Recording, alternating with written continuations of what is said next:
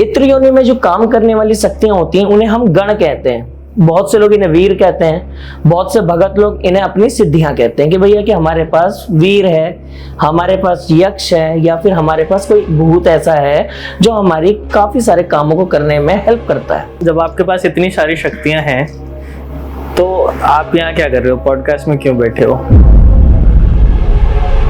या आप किसी को दीक्षा देने के 51,000 रुपए लेते हो, किसी को ठीक करने के 1,61,000 रुपए लेते हो,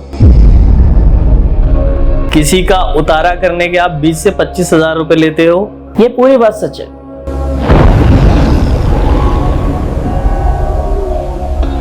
उन्होंने आपको दीक्षा कराई लेकिन आप उन्हें अपना गुरु नहीं मानते। एक प्रेत को जब आप सिद्ध करोगे तो आपका एक ही धर्म और एक कर्म है, अपना फायदा। हाँ, मैंने अपने से बड़े और अच्छे वाल्मीकि भगत देखे जिन्होंने मेरी शक्तियों को भी पानी पिलाया है। जब शव साधना करी जाती है तो शव का जो धड़ होता है, सर होता है, इसे हटाया जाता है।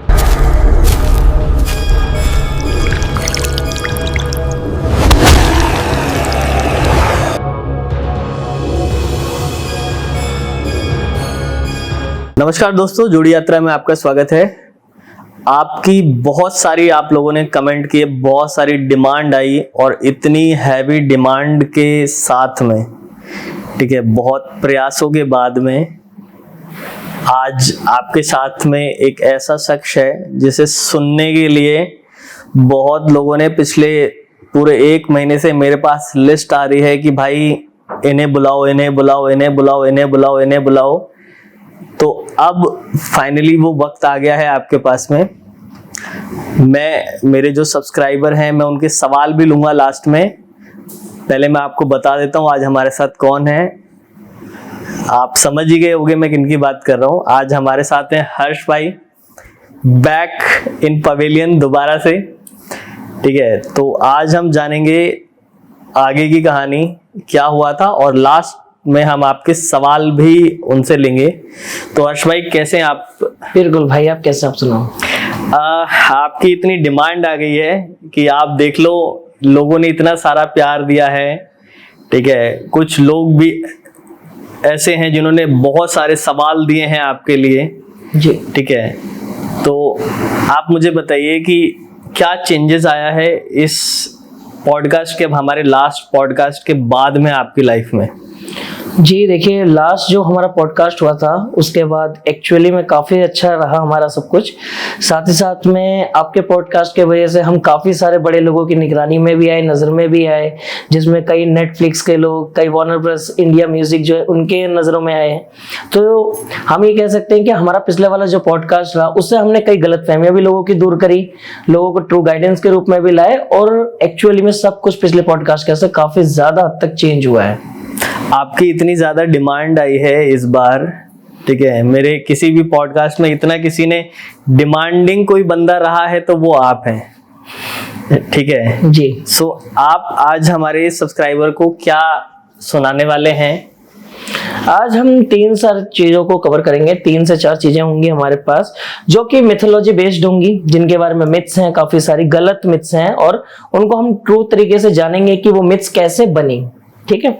सेकेंडली हम बात करेंगे उन लोगों के लिए जो दावा करते हैं 10 महाविद्या के बारे में कि हम 10 महाविद्या सिद्ध करे हुए हैं, और जो तीसरा वाला रहेगा वो इत्र योनि की सुपीरियर पावर्स को लेके रहेगा, जिसके अंदर में वेताल, ब्रह्म राक्षस और काफी सारी शमशानी शक्तियां होंगी, जिसका ये कहना है कि मेरे पास ये जो शक्ति है वो कुल अनुसार बहुत ज्यादा है और हम लोगों के पास ये चीज अवेलेबल है। तो आज हम इन टॉपिक्स को कवर करेंगे यहाँ पे।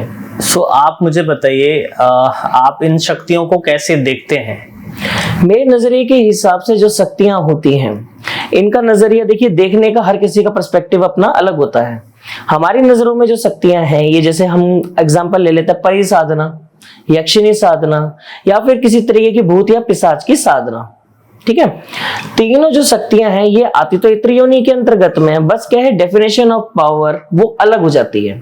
आपने अभी एक बात करी इत्र योनि, मैं एक्चुअल में ये शब्द किसी से पहली बार सुन रहा हूँ।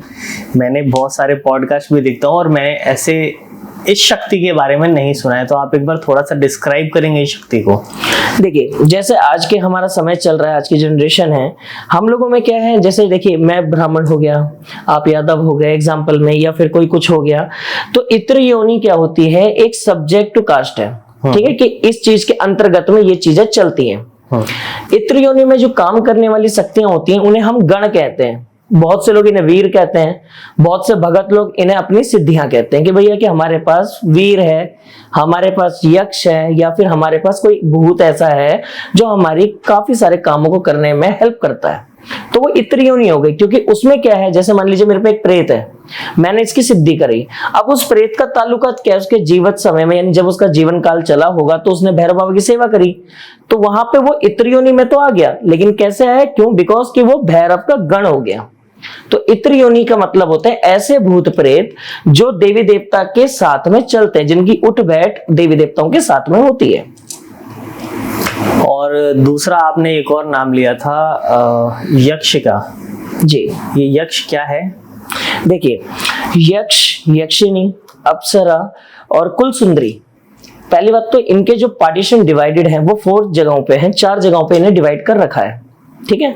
सबसे बड़ी जो सुपीरियर पावर होती है, जो धरती लोक, हमारा जो लोक है, धरती जो है, ये मृत्यु लोक में आती है, जिसका आपको कई जगहों पे जो संरक्षण मिलेगा वो कई ग्रंथों में या वैसे मिल जाएगा आपको, ठीक है। इसमें जो सबसे बड़ी ताकत है वो तो हो गई कुल सुंदरी। इन तक सिद्धि करना, इनकी सेवा करना हमेशा भगत साधक के लिए नुकसानदायक रहा है, क्योंकि इनकी जो उठ बैठ है वो ज्यादा हैवी लेवल पे है, क्योंकि इत्र योनि में नहीं आती है, ये प्रकाश योनि होती है। इत्र योनि के अंदर 7 योनियां हो गई, उन 7 योनि में दूसरा जो भाग्य होता है वो इस योनि का होता है, ठीक है। दूसरा मेरा सवाल है, मैं कल थोड़ी सी पढ़ाई कर रहा था, मैं आप लोगों के साथ में रहता हूं तो थोड़ी सी मैंने पढ़ा था कि 10 महाविद्या इस कलयुग के अंदर में प्राप्त करना पॉसिबल ही नहीं है। जी बिल्कुल, ठीक है।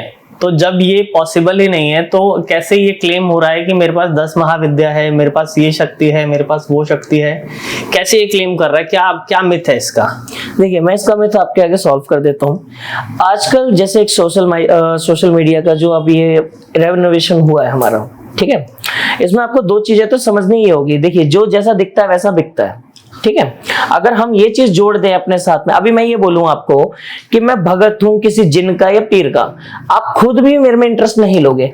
अभी यहीं पे मैं ये बोल दूं कि मैं भगत हूं 10 महाविद्या का, तो 10 महाविद्या अपने आप में इतना बड़ा संपूर्ण नाम होता है कि लोग इन्हें क्लेम करके इनके नाम का यूज करके सिर्फ अर्निंग सोर्स अपना जनरेट करते हैं, गलत धारणाएं फैलाते हैं।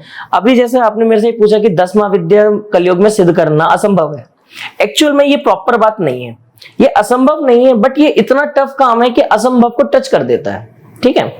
तीसरी चीज ये कि आजकल मैं कई सारे लोगों की वीडियोस देख रहा हूं जो ये कहते हैं कि भैया आप धूमावती सिद्ध कर लीजिए। अगर हम एग्जाम्पल भी लेते हैं ना धूमावती की सिद्धि का, जो ग्रंथों के अनुसार है, हम किसी साधक और तांत्रिक पद्धति में नहीं ले रहे, तो धूमावती की सिद्धि करना नामुमकिन है, ठीक है। क्योंकि देखो, धूमावती जो अघोर संप्रदाय आता है उससे भी एक कदम आगे की विद्या है, जिसे कहते हैं मोक्ष प्रदान करने की विद्या। उस विद्या के अंदर में आपको सब चीजों का त्याग करना जरूरी है, यहां तक कि आपकी नजरों का भी। धूमावती की जब दीक्षा होती है उसके अंदर में जो सबसे पहला, अगर जैसे मान लीजिए मैं गुरु हूं इसका, मेरे पे ये सिद्धि है, आप मेरे शिष्य हैं, तो आपसे दक्षिणा के रूप में पैसे वगैरह या फिर ये नहीं बोलूंगा कि आप इस मंत्र का जाप करें, मैं सबसे पहले आपके शरीर का किसी अंग का दान मांग लूंगा, जैसे आपकी आंखों का, आपके किसी बॉडी ऑर्गन का। उस चीज के बिहाफ पे एक बीड़ा बनाया जाता है, जो बीड़ा अष्टकोण का बीड़ा होता है। अष्टकोण का बीड़ा आपने अपनी लाइफ में भी देखा होगा, जब हवन कुंड लगता है हमारा, चौका लगता है ना, उसके आसपास हम काफी सारी चीजें होती हैं, जैसे कि 8 तरीके के अनाज हो गए या फिर वैसी चीज हो गई जो 8 की संख्या में आती है, वो अष्टकोण का हवन हो गया। ये धूमावती की ही शक्ति है। लेकिन हमारे जैसे स्पेसिफिक भगत के लिए जो आपके पास पॉडकास्ट में अवेलेबल हो या काम करने के लिए आ रहा हो, वो कभी भी इस विद्या का ज्ञाता हो ही नहीं सकता, क्योंकि धूमावती का सबसे पहला परहेज क्या है कि आपको मोह त्यागना ही पड़ेगा। क्या किसी एक विद्या को सिद्ध करना पॉसिबल है? बिल्कुल भी नहीं, नामुमकिन है। एक कमांडिंग मंत्र को सिद्ध करना आसान है। जैसे मान लीजिए कि मैंने एक झाड़े का मंत्र सिद्ध करा, वो मंत्र रन करता है बगलामुखी से। अब भले ही वो वैदिक पद्धति का हो या शावर पद्धति या तांत्रिक पद्धति, हमने क्या करा, वो झाड़े का मंत्र है ना, हमने तो लगाया जी, उसमें ये लिखा हुआ है उस मंत्र में, या हमें जो भी गुरु पाचन वचन मिले हुए हैं उसमें ये बोल दिया कि इसे लगाओगे तो सामने वाला प्रेत बाधा से ठीक हो जाएगा, या फिर शरीर का दर्द ठीक हो जाएगा, या कोई बीमारी उसकी खत्म हो जाएगी। ठीक है, तो उसको हम ये नहीं बोल सकते ना कि हम पे 10 महाविद्या है। 10 महाविद्या की 1% की कृपा मिलना, सिर्फ सिद्धि तो बहुत दूर की बात है, सिर्फ 1% की अगर कृपा मिल जाए ना तो वो इंसान आधी धरती का नाश कर सकता है। ये शक्ति है 10 महाविद्या की। सब साधना में जो मैंने किताबों में पढ़ा वो मैं आपको बताता हूँ, आप मुझे बताइएगा मैं कहाँ गलत हूँ, ठीक है, या मैं गलत हूँ तो इसको आप प्लीज डिस्क्राइब करिएगा। सब साधना में जो मैंने पढ़ा इसमें ये होता है कि आपको एक शमशान में शव लेना होता है, ठीक है, उसके ऊपर बैठना होता है, एक गोला बनाना होता है सुरक्षा चक्र, और आप उसके ऊपर बैठ के तंत्र करते हैं। जो भी आप किसी को भी तारा के लिए सिद्ध कर रहे हैं तो तारा के लिए आप वो सिद्ध करते हैं, मंत्र पढ़ते हैं। महाकाली के लिए कर रहे हैं, महाकाली के लिए मंत्र पढ़ते हैं। और जब आप मंत्रों का उच्चारण करते हैं तब आपके ऊपर बहुत सारी नेगेटिव शक्ति है, भूत पिशाच जितने भी होते हैं वो आपके ऊपर आके एक साथ अटैक करते हैं, ठीक है। और जब ये सिद्ध के एक लेवल पे पहुंचता है, ठीक है, तब वो शब्द जो होता है वो नीचे से बोलना शुरू करता है कि बस कर तांत्रिक, नहीं तो मारा जाएगा, ठीक है, या कोई भी ऐसे वर्ड्स जो उसको डरा सके इंफिनिटी लेवल तक। अगर वो इंसान इस डर को काबू कर लेता है, पहला भूत पिशाचों के अटैक को, दूसरा शव के जिंदा होने को, ठीक है, इसके बाद उसको किसी देवी के दर्शन होते हैं, ठीक है, तब वो जो भी मांगना चाहता है वो मांग सकता है। लेकिन उसमें भी अगर उसने अपने लिए गौरव या शौर्य मांगा तो उसका विनाश तय हो जाएगा उसी वक्त, ठीक है। लेकिन अगर उसने कृपा मांगी तो उसको मोक्ष और समय, जो आप काली की वो होती हैं, समय और मृत्यु से परे हो जाएगा वो। तो इसमें कितनी सच्चाई है, और क्या यही शव साधना है या इससे अलग भी कुछ है? इसका जवाब मैं आपको दूंगा, उससे पहले मेरे 2 सवाल हैं आपसे, उसका जवाब दीजिएगा जी। पहली बात, आपने जो शव साधना की जो भी आपने किताब से रिसर्च करी है, हाँ, अगर हम एक प्रैक्टिकली उदाहरण इसका लेते हैं, हर बुक स्टोर के अंदर में साइंस की किताब भी मिल रही है, तो हर बच्चा उसे पढ़ने वाला साइंटिस्ट तो बन नहीं रहा। हाँ, हर चीज को उस लेवल तक ले जाने के लिए अपनी रिसर्च, अपनी मेहनत और कुछ स्टडी की नॉलेज होती है, जिसे एक किताब पूरा कर देती है कि भाई आप यहां से शुरू करो। उसमें जब उस बंदे को कामयाबी नहीं मिलती तो वो उसमें अपनी मर्जी से कुछ एडिट करता है। इसे ही तंत्र लाइन में गुरु सेवा कहते हैं। पहली चीज आपने बोला कि आपने शव लिया और आपने मरगट की साधना, मैं पहले आपको शव का जवाब दे देता हूँ। शव साधना का पहला अर्थ क्या होता है? काल चक्र के बिल्कुल आगे की चीज, ठीक है, उससे परे की चीज है। काल चक्र कोई मामूली चीज नहीं है। काल चक्र के अंदर में कुल 19 देवी देवता विराज करते हैं पूरे, जिसमें आपके पितृ, जैसे आप एग्जांपल लीजिए, आपके श्राद्ध चल रहे हैं, दिवाली है और सावन भी है, मतलब जो हमारा समय सेट है कि हमारे इस मॉल में ये मौसम रहेगा, ये सारा काल चक्र के अधीन है। अब मान लीजिए वर्षा का मौसम चल रहा है, तो क्या उसमें नवरात्रि भी आ रही है, क्या उसमें अमावस भी आ रही है, और क्या उसमें पूर्णिमा भी आ रही है। तो ये सब काल चक्र की अंदर योनि की बात हो गई, ठीक है। आपने ये बोला कि शव हमने इकट्ठा करा, हमने शव लिया है, अब हम शव साधना कर रहे हैं, हमने घेरा बना लिया। मैंने आपको क्या बोला कि शव साधना करने वाला काल के परे हो जाता है। शव साधना के अंदर में अगर आप सुरक्षा घेरा लगा रहे हो और आप में इतनी हिम्मत है कि आप भूत पिशाच से उग्र शक्ति को सिद्ध कर रहे हो, तो क्या आपको उस घेरे की नीड होगी? इसका मतलब है कि आप प्रैक्टिकली पहले ही इतने हो चुके हो भैया कि हार्ट रेट आपका इतना हो चुका है, हार्ट पावर इतनी हो चुकी है कि आपको अब किसी सुरक्षा घेरे की नीड नहीं है। पहली चीज आपकी यहीं पे गलत हो जाती है कि कभी भी शव साधना जो करी जाती है ना, वो मरगट में नहीं होती। इसमें जिन शवों का चयन करा जाता है वो आत्महत्या वाले होते हैं, जैसे सुसाइड करने वाले, फांसी लगाने वाले, या फिर नदी में जिनको मार के भेज दिया जाता है, बहा दिया जाता है, इन शवों का चयन होता है। जब शव साधना करी जाती है तो शव का जो धड़ होता है, सर होता है, इसे हटाया जाता है, ठीक है। तो आपने बोला कि शव बोलता है कि तू मारा जाएगा, अब जब धड़ नहीं है तो शव बोलेगा कैसे, ठीक है। अब धड़ को हटाया जाता है। हमारे हाथ में 10 उंगली है, पैरों में 10 उंगली है, इनकी जो हमारी ये जो तर्जनी उंगली होती है, ये वाली, इसे काटा जाता है। इसे काटने के बाद इसमें 3 क्षेत्र होते हैं हमारे, अनुलोम, विलोम और न्यास। इसका इस्तेमाल हम, आप कभी भी किताबों में पढ़ना, साधनों में भी यूज करा जाता है कि इनका इस्तेमाल करके हम फूंक मारते हैं, जिससे प्रोटेक्शन 10 दिशाओं की होती है। इन 10 उंगलियों को जब काटा जाता है, काटने का इनकी एक माला बनती है, जिसे रक्त चंदन में अभिमंत्रित करके शिवालय में 1.25 महीने जाप करा जाता है। जब उस व्यक्ति का वो जाप संपूर्ण हो जाता है तो वो बंदा उसी शव के पास जाएगा। अगर जब संपन्न रहा तो जो शव होगा वो सड़ेगा नहीं। इसका बेसिक स्टेप ये, इसकी दीक्षा ये है। अब आते हैं हम सेकंड फेज पे। मान लीजिए शव नहीं खराब होता, आप आगे साधना के लिए, तो इसका चयन करना बहुत मुश्किल है समय का, कि आप किस समय इसको बैठ रहे हैं। बहुत सी किताबों में और या फिर ऑनलाइन धारणाओं में इनका कोई भी जिक्र नहीं है। इनमें मोस्टली ये बोला जाता है अमावस्या, पूर्णिमा की रात, काली अमावस्या, शनि अमावस्या, या फिर कोई नकारात्मकता का दिन।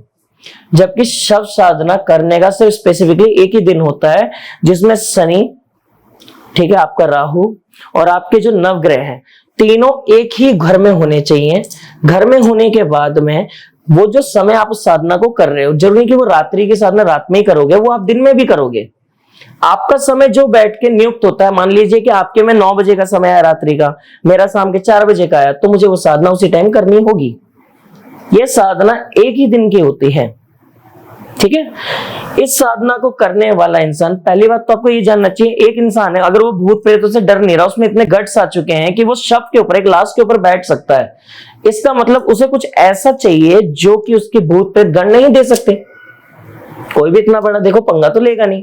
अब अगर आप शव पे बैठ गए, आपने साधना करी, तो आपको अर्थात शव साधना का ये होता है, जो हमारी बॉडी के अंदर चक्रस होते हैं, जितने हमारे चक्रास होते हैं, हम एक एक करके अगर जगाएंगे, उसमें बहुत समय चाहिए। 30 साल, 35 साल, 40 साल, 45 साल, 75 साल, या हो सकता है कि मृत्यु भी हो जाए तो भी कोई चक्र ना जागे। शव साधना करने से इंसान तीनों तरीके के तत्व का राजा बन जाता है, जिसमें धरती, वायु, ठीक है, आपका, और जल, ये तीनों आ जाते हैं। दूसरी चीज, आप चक्रों को जगा सकते हो, अपने ही नहीं दूसरों की भी जगा सकते हो। समय जो कई सालों का था, 80-82 सालों का समय था, मिनिमम बोल रहा हूं मैं, मैक्स का अनुमान नहीं, ठीक है, वो समय आपने एक रात में कवर करा, जिसके वजह से वो सब जागा है। तीसरी चीज ये, आपने जो माला बनाई है, इसके लिए युक्त माला जो बनाई, वो आपने उसके शरीर से बनाई है, तो वो मंत्रों की वजह से नहीं बोल रहा कि भैया कि आप मत करो साधना, मारे जाओगे। वो इसलिए बोल रहा है, जब एक शव होता है, जब तक वो जलता नहीं है या फिर दफन नहीं होता है, वो मोक्ष की तरफ नहीं जा सकता।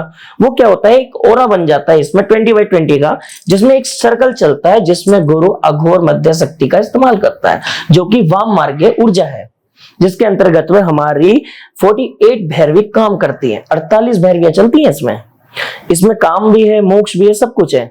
अब आप सोचिए, आपको काम को वश करना है तो आपको अच्छा खासा समय मेडिटेशन में देना है, चक्र जागृत करना है, अच्छा खासा मेडिटेशन में देना है।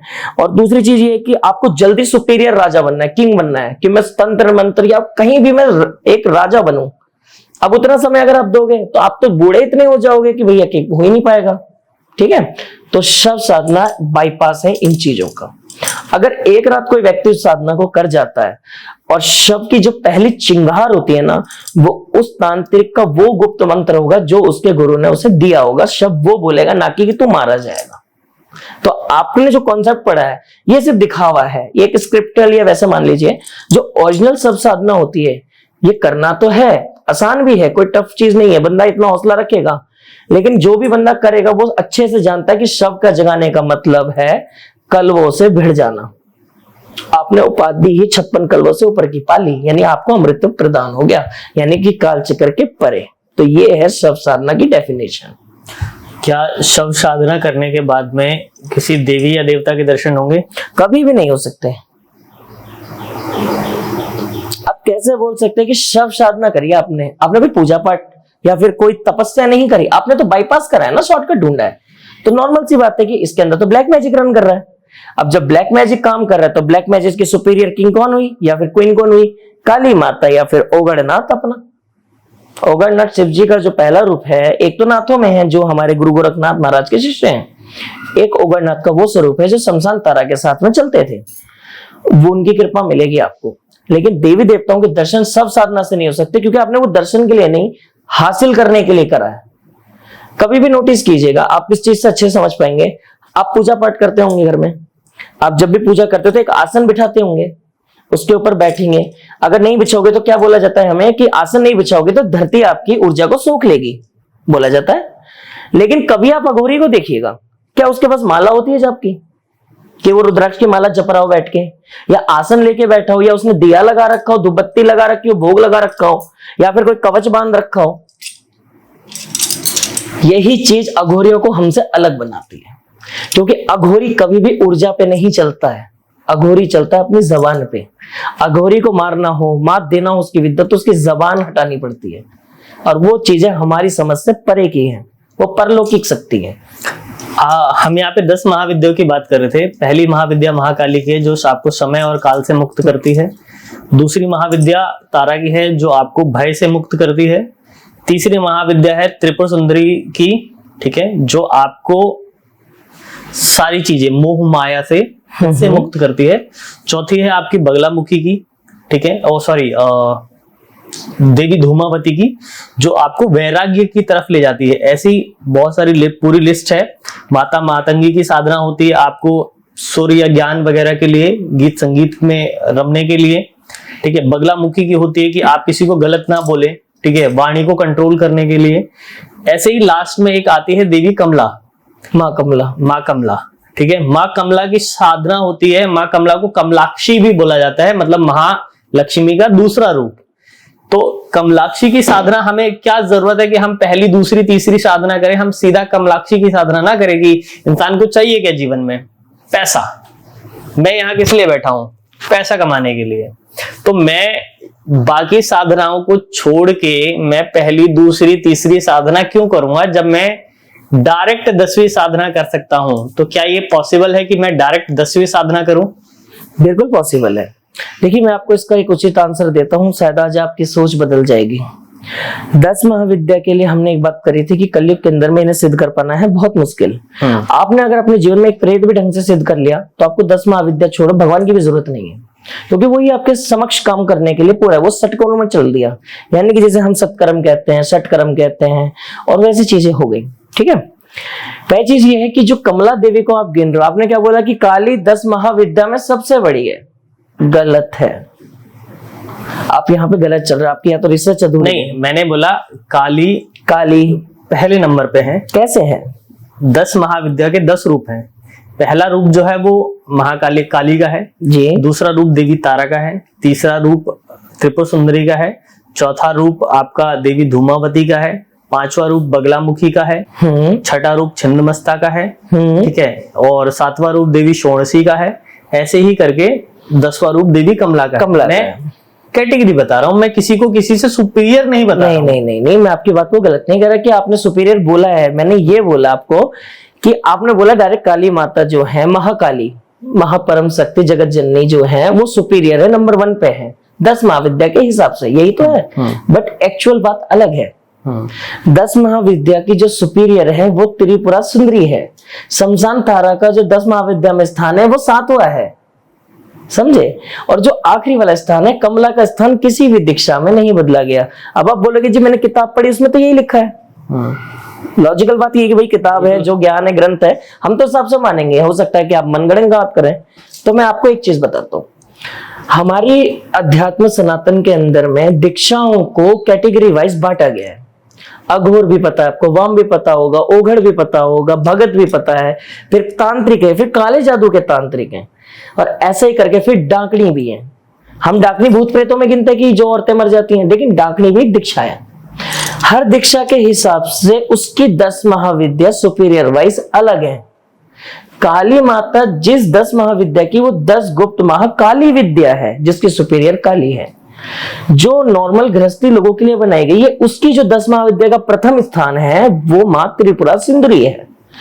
ओघड़ के अंदर में जो सबसे सुपीरियर देवी है वो मां धूमावती है अघोरियों में, ठीक है।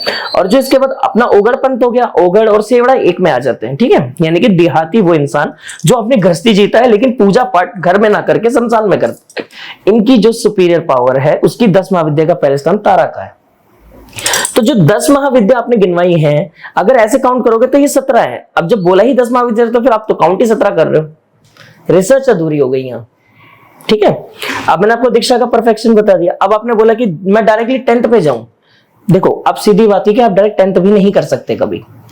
हर शक्ति के साथ उसका भैरव, उसकी तरंग, उसके कर्म और भगत के साथ चलने वाले उसके कुल देवता और साथ ही साथ उसके पितृ देवता, अगर ये चीजें उनके देवी देवता 10 महाविद्या में किसी में चलती हैं तो ठीक है, और ऐसा होना नामुमकिन है।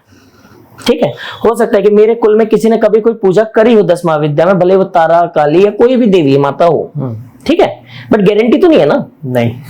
अब आप ही बोलते हो कि कलयुग में तो सिद्ध करना मुश्किल है, तो फिर अब इस चीज की पहचान कैसे करें? ऐसे में इंसान अपना जीते जी पिंडदान करता है। इसे कहते हैं वैरागी जीवन, जिसका जो दर्पण होता है, तर्पण होता है या फिर दीपदान होते हैं, वो है उज्जैन या फिर आपका तुंगनाथ, तपकेश्वर महादेव, मतलब 12 जो ज्योतिर्लिंग हमारे पास है, यहीं जाके इंसान अपना पिंडदान करता है।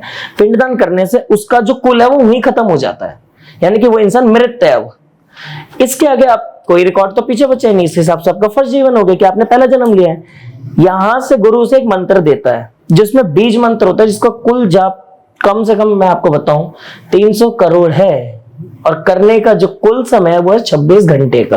अब इतने बड़े तपस्वी तो आप हुए नहीं कि भाई आप 300 करोड़ जाप 26 घंटे में कर सके।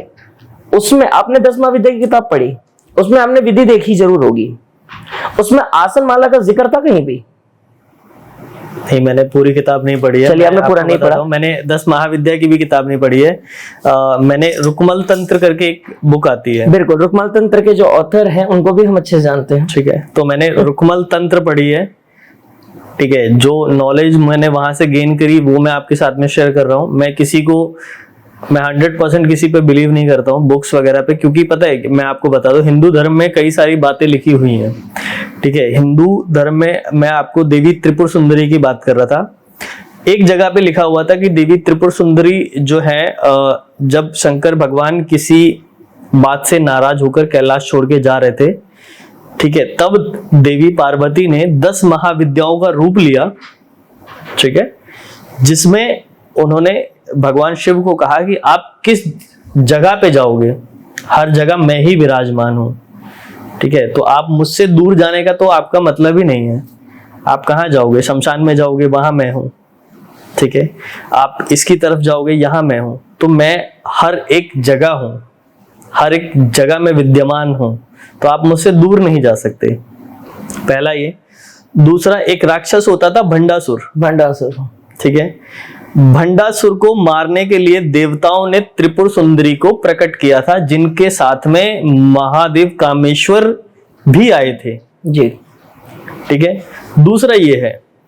तो ऐसे ही मैं किसी बात को 100% होके नहीं कह सकता हूं, क्योंकि क्या है कि हिंदू धर्म के बहुत सारे स्टोरी हैं, बहुत सारे मिथ हैं, लोग अलग अलग शोज में भी देखते होंगे। महादेव में ये दिखाया जा रहा है, विघ्नहर्ता गणेश में ये दिखाया जा रहा है, इसमें ये दिखाया जा रहा है। ठीक है, तो मैं किसी को 100% करेक्ट नहीं बताता हूं। हो सकता है मैंने रुकमल तंत्र पढ़ी हो, कल को किसी वेद में अलग लिखा हो या किसी पुराण में अलग लिखा हो, मार्कंडेय पुराण में कुछ अलग लिखा हुआ है तंत्र के बारे में। ठीक है, रुकमल तंत्र में तंत्र का मतलब कुछ और लिखा हुआ है, तो मैं किसी को 100% बिलीव नहीं कर सकता हूं, इसलिए मैं आपसे ये पूछ रहा हूं। ठीक है, मैं आपकी इस बात का जवाब देता हूँ। त्रिपुरा सुंदरी आपने असुर के साथ जोड़ा, उस असुर ने सिद्ध करके सबसे पहले क्या करा था, ये भी पढ़ा होगा थोड़ा बहुत, उसने चांद के टुकड़े कर दिए थे। ये पावर है। और दूसरा, वो अगर हम एक्चुअली 10 महाविद्या को भी काउंट करते हैं ना, जो हर दीक्षा हटा के भी जो सुपीरियर में आती है, उसमें भी त्रिपुरा सुंदरी नंबर 1 के स्टेज को क्लियरेंस करती है, वो उसका प्लेटफॉर्म है। क्योंकि देखो, त्रिपुरा जो सुंदरी है, इसका जो उत्पादन है, जो है, आपने सही कहा कि हर जगह पे अपनी अपनी धारणा है, और पहली बात तो सनातन धर्म है। मैंने आपको एक एग्जांपल दिया ना कि साइंटिस्ट साइंस की किताब पढ़ने वाला नहीं बनता, रिसर्च करने वाला बनता, उसकी कमियों को ढूंढ के ठीक करने वाला होता है। हो सकता है जो चीज को मेरे को करने में 3 साल लगे, वही काम आपको करने में 3 महीने लगे हों। आपने मेरी भी तो कमी ढूंढ के उस चीज में अपना दिमाग लगाया। इस तरीके से सनातन धर्म रन करता है, जिसे हमने दीक्षाओं का नाम दे दिया है। ठीक है, अब देखिए, सबसे पहली चीज हम त्रिपुरा सुंदरी के बारे में जान लेते हैं। ये जो मुख्य रूप से देवी चलती है, ठीक है, जो मुख्य रूप से ये देवी आपके साथ चलती है, त्रिपुरा सुंदरी, यहां तक जाना नामुमकिन है। यहां तक छोड़िए, आप जो 7वीं महाविद्या है उसके ऊपर जाना ही नामुमकिन है। उसके जो नीचे है 8वीं 9वीं 10वीं, यहां तक ही आप जा सकते हैं, वो भी रेयर चांस है, यानी 0.1%। तो क्या आप अपनी लाइफ का इतना बड़ा रिस्क लेके जाना चाहेंगे? कभी नहीं। कभी नहीं जाएंगे, है ना। अब नॉर्मल सी मैं एक आपसे बात पूछता हूँ, आपने ये भी बोला कि पॉडकास्ट में बहुत से बोलते हैं कि हमारे पास 10 महाविद्या है, हम सिद्ध करते हैं, हम चलते हैं इन्हें लेके। मैं नॉर्मल सी एक बात कहता हूँ, एक 10 महाविद्या को अगर वो ये दावा कह के करा सकते हैं कि 7 साल में मैं तुम्हें 10 महाविद्या सिद्ध करा दूंगा, 10 महाविद्या के हाथ में सब कुछ, यानी कि पानी में हाथ डालो सोना बन जाए। ठीक है, अब हम प्रैक्टिकली बात करते हैं साइंटिफिक और मॉडर्नाइजेशन को लेके। अगर आप ये दावा करते हैं 5 साल में, तो आप क्यों आके ये चीज बता रहे हो कि हमसे दीक्षा लो? अगर आपके पास इतना पैसा है या इतनी सुपीरियर पावर आपकी विद्या ने आपको प्रोवाइड कर दी है, तो आप देश की जीडीपी को बढ़ाओ। सीधी बात है, आप देश की गरीबी मिटा दो, आप रोग मिटा दो। चलो ठीक है, आप पैसा नहीं दे सकते, शक्ति के अंतर्गत होता होगा कि हम भैया भक्ति में रहते हैं, ठीक है, तो आप बीमारी काट दो, आप कैंसर का इलाज कर दो। मैंने ऐसा ही एक सवाल पूछा था कि अगर आपके पास इतनी शक्ति है, आप ये क्लेम करते हो मेरे पास ये विद्याएं हैं, ये चीजें हैं। अभी 2020 में कोरोना काल आया था जी, ठीक है, लोग मर रहे थे, लाखों लोग मरे, ठीक है, पूरी दुनिया में त्राहिमाम हो गया। तब आपके पास तो इतनी शक्तियां थी, कोई भी एक विद्या, आप एक मंत्र फूकते, खत्म। भाई देवी शक्ति के आगे, जिसने पूरी सृष्टि की रचना करी है, उसके सामने ये चीजें थोड़ी चलेंगी। बिल्कुल। तब आपने ये क्यों नहीं कर दिया? तो ये आपने पूछा था किसी से? मैंने पूछा था, उसने बोला, जवाब दिया था, मैं आपको जवाब भी बता देता हूँ कि शक्ति को ना प्रमाण की आवश्यकता नहीं होती है। अगर प्रमाण देने की आवश्यकता होती तो रामायण हर कोई जानता है। रामायण में जब भगवान लक्ष्मण को शक्ति बाण लगा था, ठीक है, तो हनुमान जी को उनको लेने के लिए, सुषैण वैद्य को लेने के लिए जाना पड़ा था लंका में। एक वैद्य ने ही ठीक किया। जब नागफास में बांधा तो उन्हें गरुड़ को लाना पड़ा था नागफास से मुक्त करने के लिए। हालांकि वो भगवान थे, भगवान विष्णु थे, सबसे बड़ी शक्ति थे, ठीक है, चुटकी बजा के भी पूरी सारी चीजों को रिवर्स कर सकते थे, ठीक कर सकते थे, ठीक है। लेकिन उन्हें प्रमाण देना था कि भाई इन सब चीजों पे आप शक्तियां होती हैं, लेकिन उसका सदुपयोग दुरुपयोग आपको कैसे करना है ये आप डिसाइड करिए। तो अगर हर एक चीज को, जो बीमारी, जो कर्म आपने फैलाए हैं, कोरोना भगवान तो देने नहीं आया आपको, आपने अपनी गलतियों से ही फैलाया है, तो इसको ठीक भी आप ही करेंगे। भगवान यहाँ पे आके आपकी मदद नहीं करेगा, वो सिर्फ आपको सद्बुद्धि दे सकता है, वो आपको एक मार्ग दिखा सकता है, करना आपको ही पड़ेगा। अब मेरा दूसरा सवाल आपसे यह है कि लोग कहते हैं कि उन्होंने इतने सारे भूत प्रेतों को अपने वश में कर रखा है, भूतों का साम्राज्य बना रखा है, जिससे वो किसी का भी विनाश कर सकते हैं, किसी को भी मोक्ष के परे लगा सकते हैं। ऐसा होता है, और ऐसा होता है। आपने कितने भूत सिद्ध करे हैं? मैं आपके दोनों एग्जांपल का जवाब दे देता हूँ। बहुत बेहतरीन सवाल है ये। सबसे पहली चीज ये है कि भूत प्रेतों की कितनी जनसंख्या एक बंदे ने सिद्ध करी, जिस वजह से वो क्या है, अपना फैसला दूसरे का फैसला कर सकते हैं। तो सीधी बात है, भारत सरकार को बोलो सीबीआई हटाओ, इन्हें बिठाओ, फिर देश के अंदर में सरकारी तांत्रिक युक्त करके एक प्रमाणित चीजों को ले आओ, अगर वो ये दावा कॉन्फिडेंटली करते हैं तो। ठीक है, पहली चीज ये है, एक प्रेत को जब आप सिद्ध करोगे तो आपका एक ही धर्म और एक कर्म है, अपना फायदा। अब आप मान लीजिए आप फाइनेंशियली बड़े इल हैं, बहुत दिक्कत चल रही है, घर में महामारी वगैरह है, आपने देवी देवता की पूजा पाठ वगैरह करी, नहीं मिल रही सफलता, हो सकता है पितृनाथ कुल देवी देवता नाराज हो। अब बात आती इतर योनि की। ये इकलौती ऐसी योनि है जिसके लिए किसी देवी देवता का राजी खुशी होना जरूरत नहीं है। इनका सिस्टम क्या होता है, एक हाथ दे एक हाथ ले। अगर आपके आगे कोई ये दावा करता है ना मैंने 120 प्रेत सिद्ध कर रखे हैं, तो 120 प्रेत के अंदर में इतनी पावर है कि वो अमेरिका भारत से उड़ा दे। ये एक प्रेत की क्षमता है। वो लोग जिन चीजों को सिद्ध कर रहे हैं, मैंने आपको बताया ना कमांडिंग मंत्र, कि हमारे पास एक कमांडिंग इंस्ट्रक्शन है, हम ये चीज बोलेंगे तो वो हमारी इस चीज को फॉलो करके वो काम करेगा। बट एक सिद्धि कर पाना बहुत रेयर चांस होता है, और जो इस बंदे के पास वो विद्या होगी वो कभी भी पॉडकास्ट या किसी जगह के, पहली बात तो आपके पास कोई सिद्धि आप उसके बारे में गा ही नहीं सकते कि आपके पास वो है। सबसे पहला पॉइंट यही है, क्योंकि सिद्धि के अंदर में जब ये लिखा हुआ है कि आप इसे गुप्त रखोगे, किसी को बता नहीं सकते, तो आप खुले हम कैमरा पे आके जहां लाखों लोग बैठे हैं उन्हें आप कैसे बता सकते हो कि भैया मेरे पास बेताल भी है, मेरे पे प्रेत भी है, जबकि उस शक्ति का पहला नियम ही यही है कि आप मेरे बारे में गा दो कि मैं छोड़ के चली जाऊंगी। लॉजिकल बात है। अब इस बात को कितने वक्त डिनाई करेंगे मुझे नहीं पता। अब देखिए इसमें आती है दूसरी सबसे बड़ी चीज क्या है, भूत प्रेतों को सिद्ध एक ही खास काम के लिए कर सकते हैं, सट्टा, वशीकरण, मारण। अब ऐसा नहीं है कि ये हमारे देवी देवता नहीं करते, करने को ये काम कलवापौन भी करता है, बाबा वीर बुलाकी भी करता है, तो नथिया मैया भी करती है। ठीक है, ये देवता भी कर रहे हैं, लेकिन कर कैसे रहे, करवा तो अपने गण से रहे, कर तो इतनी नहीं रही है, ऑटोमेटिक ही कर रही है। जरूर थोड़ी कि नथिया साक्षात आके बोलते कि तू इसके पैर में पड़ जा, कलवा इतनी बोलता कि भाई मैं तेरे को जान से ही मार दूंगा, मार तो इसके गण ही रहे ना, देवता तो साफ सुथरा बैठा ही हुआ है, ये तो उठ बैठ वाला काम हो गया। ठीक है, अब इसमें सबसे बड़ा जवाब 120 प्रेत, आधा अमेरिका साफ। मैं कह रहा हूं अगर उस बंदे के पास में क्षमता में सिर्फ एक प्रेत भी होगा तो आधा भारत साफ। ये धारणाएं कैसे फैलाई गई हैं, बड़ा चढ़ा के मिथ बनाए गए हैं जिस वजह से लोगों के विश्वास और उनको वो चीज दिखाई जाए। ठीक है, तो ये चीज हो गई। भूत प्रेत की योनि आपने सिद्ध करी, आपका सिर्फ ये काम है। भूत प्रेत क्या कर सकता है, आप मान लीजिए आप हैं, अब मैं घर में बैठा हुआ हूं, तो प्रेत कोई सामने आके नहीं जवाब दे रहा है मुझे, दे तो मन में ही रहा है, जैसे नॉर्मल देवी देवता या फिर कोई एक सकारात्मकता ऊर्जा देती है। अब मैंने बोल दिया कि भैया पवन है, इसके घर में क्या चल रहा है मुझे बता, प्रेत आएगा आपके घर में बताएगा, मुझे सपने में दिखा देगा इसके घर में ये चल रहा है जी, उसने पैसे लाए कहीं से, मुझे कंफर्मेशन नहीं है लेकिन मुझे इतना पता है तूने बोला तो सच ही होगा। अब मैं बोले इसका पैसा पानी की तरह बहा दे, तो वो आके आपके घर में क्या कर रहा है, उस नकारात्मकता को ऐसा फैला देगा, हो सकता है आपके 10 करोड़ आ जाए, उस 10 करोड़ के इन्वेस्टमेंट की जगह आपको नशे में करवा दे और आपका पैसा चला जाए। कर्म किसके खराब है, प्रेत के, क्योंकि उसका काम ही वही है। मजे कौन ले गया, भगत ले गया, लेकिन ये काम भी कितनी क्षमता पे करा, सिर्फ उसने मात्र 12% की एनर्जी पे, जैसे और एनर्जी को अगर काउंट करना हो तो इसमें ओटीसी रन करती है। ठीक है, इलेक्ट्रोमैग्नेटिक फील्ड का सेकंड फेज। ठीक है, तो जो कहता है 120 प्रेत, वो बहुत बड़ी बात हो गई, बहुत ज्यादा। आपने जो बात कही मैं इससे एक चीज समझ जो पाया हूं कि एक्चुअल में प्रेत जो हैं, आप मुझे बता देना अगर मैं गलत हूं जी, एक्चुअल में आप किसी देवी देवता को सिद्ध नहीं करते हो। ठीक है, आप उनके गणों को सिद्ध करते हो जिनसे आप अपने काम करवाते हो जी। ठीक है, या किसी और कोई भी बंदा जो है, किसी देवी देवता को सिद्ध करना पहले तो आपने भी प्रमाण दे दिया कि पॉसिबल नहीं है।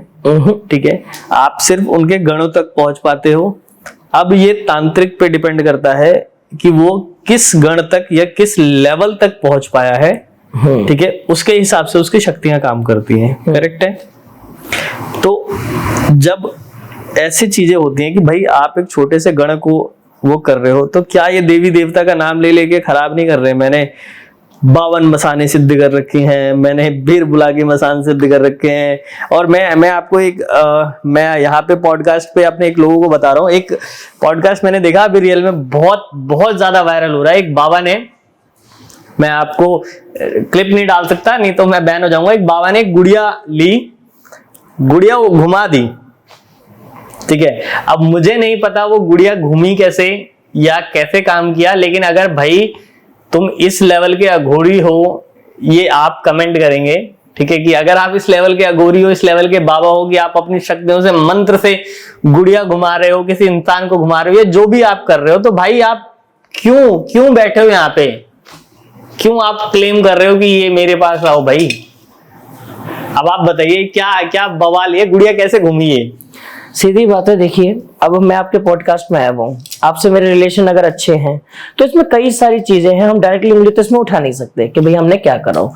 बट इतना मान लीजिए, जैसा आपने कहा कि अगर आप गुड़िया घुमाने की क्षमता रखते हो, आपकी जो बॉडी की जो एकदम फिक्शनल फोर्स है वो इतनी हो चुकी है मंत्रों की कि आप एक फिजिकल आइटम को रन कर रहे हो, तो भैया आप सही में पॉडकास्ट पे क्यों आओगे। आप ये चमत्कार दिखा के दुनिया बटोर लो। आप वहां आके ये बोलते नॉर्मल सी बात है जी मैं बहुत बड़ा अघोरी हूं, ये आप बोल रहे हो, दुनिया बोल रही है। ऐसे तो प्रेमानंद महाराज भी कह सकते मेरे पास तो सेलिब्रिटी आते हैं सुपीरियर, तो वो हुए अघोरी से। नॉर्मल सी बात है, प्रेमानंद महाराज जो है हमारे, ठीक है, वो कृष्ण भगवान है, वो कभी भी तंत्र को सपोर्ट नहीं करते, वो सिर्फ भक्ति, अपने कर्म पे ध्यान दो। आपके हिसाब से पैसा नहीं कमा रहे हो तो आप दूसरा उपाय बनाओ, वो कभी भी ब्लेम किसी पे नहीं डालते।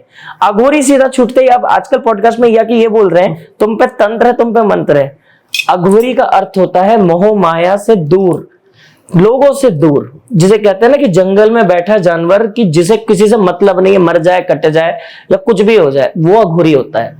तो ये अघोरी ऐसे हो गए जो मूर्ति भी घुमा रहे हैं, पॉडकास्ट में भी बैठ रहे हैं, और आजकल आपको यकीन नहीं होगा, एक तो मैंने दरबार ऐसा देखा है उसमें वो अघोरी बनते हैं, ठीक है, अब नाम नहीं ले सकते, वो म्यूजिक वीडियो में आए हुए हैं।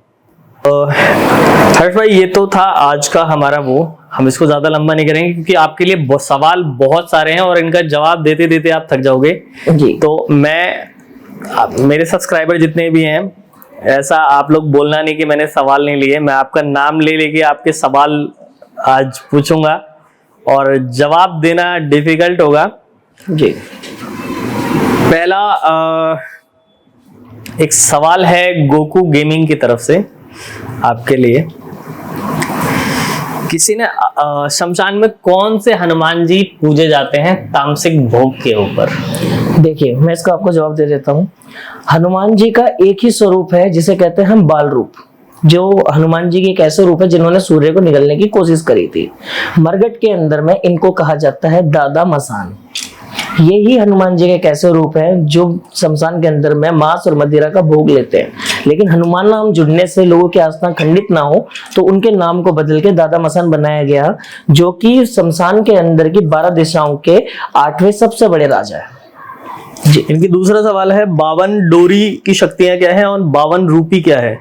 52 डोरी के अंतर्गत में वो शक्तियां काम करती हैं जिसके अंदर में हर इत्र योनि आ जाती हो, जैसे मसान, मरघट, चौराया, चौक, और आपकी जो भी मल्टीपल, ये मान लीजिए जहां भी किसी नकारात्मक सत्ता बैठती है और उसका एक किंग होता है, वो 52 डोरी के अंतर्गत में काम करता है। इसका लाइव एग्जाम्पल केसरमल बावरी, सबल सिंह बावरी, माँ गुड़गामे की मसानी, बाबा वीरबुला की मसान और बाबा कलवावीर, बाबा मनकवीर, बाबा गठियापौन, ऐसे मिला के ये 52 डोरी के अंदर में कुल 52,000 देवता हैं जो रन करते हैं। क्या आपने आप खुद से ज्यादा पावरफुल वाल्मीकि भगत देखे हैं और क्या आप कभी अखाड़ों में हारे हो? देखिए इसका दोनों जवाब मैं आपको दे देता हूँ। पहली चीज, हाँ मैंने अपने से बड़े और अच्छे वाल्मीकि भगत देखे जिन्होंने मेरी शक्तियों को भी पानी पिलाया है, ठीक है। और रही बात अखाड़ों की कि मैं अखाड़े में हारा हूं, जी बिल्कुल, मैंने 10 अखाड़े लड़े हैं जो कि सोमिया नाम की एक ऐसी जनजाति से आते हैं जिसके अंतर्गत में डेरू की उत्पादना हुई थी। मैं वहां के अंतर में सारे अखाड़े जीता था, आखिरी का एक अखाड़ा हारा हूं जिसमें मुझे हराने वाला सामने का एक पितर था। और उस दिन मेरे समझ में आया था कि हम दुनिया में कितने बड़े देवी देवता से लड़ सकते हैं, लेकिन घर के पितरों से हमारे देवी देवता कामयाब नहीं है। पितर छोड़ो, मैं कह रहा हूं कि अगर सामने जो पितर है तो हमारे पास स्वयं साक्षात शिव भी चल रहे होंगे तो वो भी नतमस्तक वहां पे होंगे। मैं दूसरा सवाल लेने से पहले आपसे एक जवाब चाहता हूं। जब आपके पास इतनी सारी शक्तियां हैं तो आप यहाँ क्या कर रहे हो, पॉडकास्ट में क्यों बैठे हो? सीधा सीधा सवाल, सटीक सवाल, सटीक सा जवाब भी दे देते हैं फिर आपका सवाल है तो। देखिए हम पॉडकास्ट में आए हैं, हमने अभी तक आके आपसे मैं इतनी बार मिल लिया, पहला पॉडकास्ट करा, फिर आज सेकंड टाइम हम मिल रहे हैं, ठीक है। मैंने पॉडकास्ट में आके कोई भी ऐसी बात अभी तक तो करी नहीं जिसमें मेरे पास बहुत सुपीरियर पावर्स हो। मैंने आपको एक सही चीज बताई। पॉडकास्ट में आने का यही रीजन है कि जो गलत धारणा है तंत्र को फैलाई जा रही है इस वक्त। पॉडकास्ट देखिए अभी ट्रेंड में चल रहा है, जो भी इंसान तंत्र से नहीं भी जुड़ा, जिसका जीवन भी अच्छा है, वो भी इंसान उनकी बातों में आके अपने घर को दांव पे लगा रहा है। पॉडकास्ट में आने का सिर्फ इतना ही रीजन है कि मैं उनको वो सही सलाह दे सकूं। आपके ऊपर एक इल्जाम भी है जी, ठीक है, कि आप किसी को दीक्षा देने के 51,000 रुपए लेते हो जी, किसी को ठीक करने के 1,61,000 रुपए लेते हो, ठीक है, किसी का उतारा करने के आप 20 से 25,000 रुपए लेते हो और ऑनलाइन पूजा के आप 2,100 रुपए लेते हो। कितनी सच्चाई है इसमें? ये पूरी बात सच है। अब इसका मैं जवाब दे देता हूँ। दीक्षा जो गुरु दीक्षा हमारी होती है, हम ये नहीं बोलते, देखिए अगर आप मेरे से दीक्षा लेते हैं, एग्जाम्पल लेते हैं, आप मेरे पास आए, हमने कोई हवन करा, मिनिमम से मिनिमम सामान भी कितने का आ जाएगा? 1,000-1,500 का आ जाएगा। आपने अब यही चीज तामसिक में करी। अगर हम एक बकरा लेने जाते हैं, अगर आप नॉन वेजिटेरियन होंगे या फिर नॉर्मल लोकल शॉप पे पता कीजिएगा, एक बकरे का रेट इस वक्त क्या है? 12 से 15,000 के बीच में है। अब मैं अपनी दीक्षा के अंदर में हवन भी करता हूँ, सामने वाले के उतारे भी करता हूँ, उसी में ही मैं उनकी भेंट भी करता हूँ, उसी में उन्हें अपनी जेब से उनके दिए गए पैसे से तीर्थ के दर्शन भी कराता हूँ, उनके रहने का खर्चा भी मैं ही उठाता हूँ। और यहाँ तक कि आपको यकीन नहीं होगा 10 महाविद्या के जो संपूर्ण हवन होते हैं, जो नॉर्मल अभी ऑनलाइन नहीं ऑफलाइन भी कम से 30-35 हजार के, वो भी उनका उसी में कराता हूँ। तो क्या वो 51,000 लेना वैलिड है या इनवैलिड है, आप बताएं। दूसरा, इलाज करने के 1,61,000, ये बात प्रॉपर तरीके से ठीक आज तक नहीं है। मेरा जो मैक्स टू मैक्स आज तक जो मैंने अपनी लाइफ में चार्ज करा है, वो लास्ट जो अमाउंट है वो है 75,000। उसमें भी हमने देखो देवता दिए, उतारा करा है, चलो हम देवता भी हटा देते हैं, ठीक है, फिर भी 75 से ऊपर आज तक कोई अमाउंट मेरे पास नहीं आया है। अगर वो अमाउंट कोई बंदा मुझे ये बोलता है कि मैंने दिए हैं, मेरे पर रिकॉर्ड है, आप इसका जवाब मांगो, तो सीधी बात है आपका काम ही ऐसा होगा। हो सकता है कि आपने दीक्षा ले लियो, क्योंकि उसका तो क्या मन है ही है। अब उसमें आपने ये बोला कि जी गुरुजी मुझे ना सम्मोहन की विद्या चाहिए। अब वो चला गया काली मैया के पास कि भाई काली मैया मैं तेरा एक बकरा दे देता हूँ और तू मेरे को ये विद्या जो है मैं मंत्र करूंगा इसकी सिद्धि प्रदान करो। अब काली मैया को उसने सामने से बोलते बकरा देना। अब बकरे का तो आपको पता ही, देखो मार्केट है, बढ़ता है घटता है। हो सकता है उस टाइम पे उसके 12 लग गए और वही चीज उसकी 15 में गई हो, तो ये तो मार्केट कॉस्ट हुई। तो मेरे पास क्या आया, इनका जो वैलिड है हमारे पास वो बचना चाहिए ना, कि हमने भैया कि आपका हवन ऐसा झूठ मूठ कर दिया, आपके ऊपर देवता ना दिए हो, सिद्धि ना दिए हो, या फिर जो कहते हैं कि 1,61,000 लेके मैंने इलाज ना करा हो, तो बात है। मैं दूसरा जस्ट शेयरिंग का एक सवाल पूछ रहा हूँ, हनुमान तंत्र क्या है, इसकी पूरी जानकारी कहाँ से मिल सकती है? क्या हनुमान जी से सत्कर्म हो सकते हैं? हनुमान तंत्र के बारे में बेसिकली इन्होंने पूछा है। देखिए मैं इसका जवाब दे देता हूँ। जो हनुमान जी होते हैं, ठीक है, पहली बात इनकी पूर्ण तंत्र के लिए ये बनाए नहीं गए हैं। तंत्र आपको बेसिकली ये समझना होगा, तंत्र और भक्ति में फर्क क्या है। हनुमान जी भक्ति और मेडिटेशन के गॉड है, जो आपको संयमता, पेशेंस और साथ ही साथ में कई सारी मर्यादाओं के लीन करवाने वाले एक देवता है, भगवान है, ठीक है। अब ये चीज ऐसे होती है, जैसे मैंने आपको एक एग्जांपल दिया कि गण काम करते हैं, हनुमान जी के भी अपने गण होते हैं।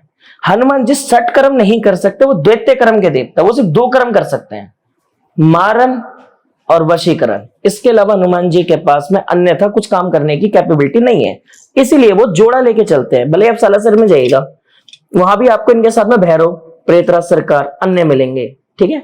छोटे बालाजी सरकार में जाइएगा, वहां भी आपको ये कॉम्बिनेशन, मतलब जहां भी बाबा तंत्र का काम कर रहा है वहां उसके साथ में राइट हैंड और लेफ्ट हैंड अवेलेबल है।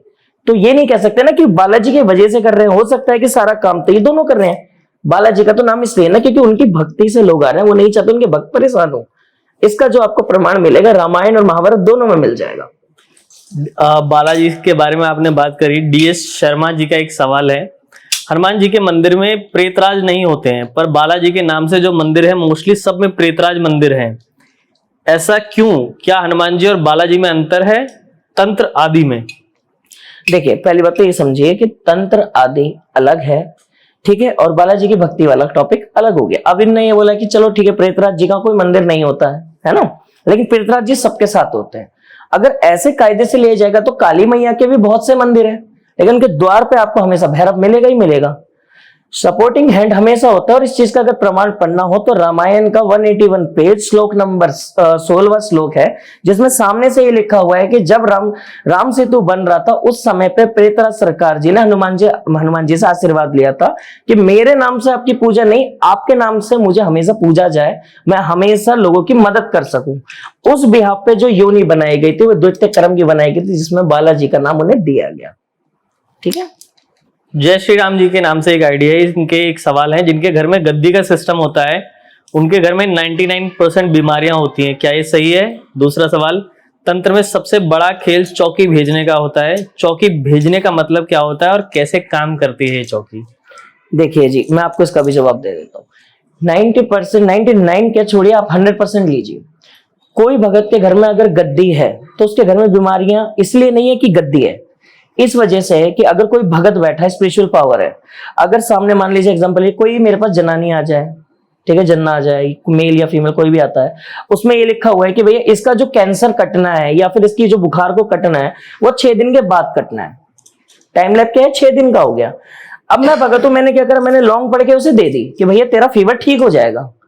जो 6 दिन की चीज थी उसे मैंने 1 दिन में काट दिया, तो जो बाकी 5 दिन का कष्ट होगा वो उस भगत पे चला जाएगा। इसलिए कहते हैं कि प्रकृति के साथ में खिलवाड़ नहीं करना चाहिए, और भक्ताई का मतलब प्रकृति के नियमों का उल्लंघन है।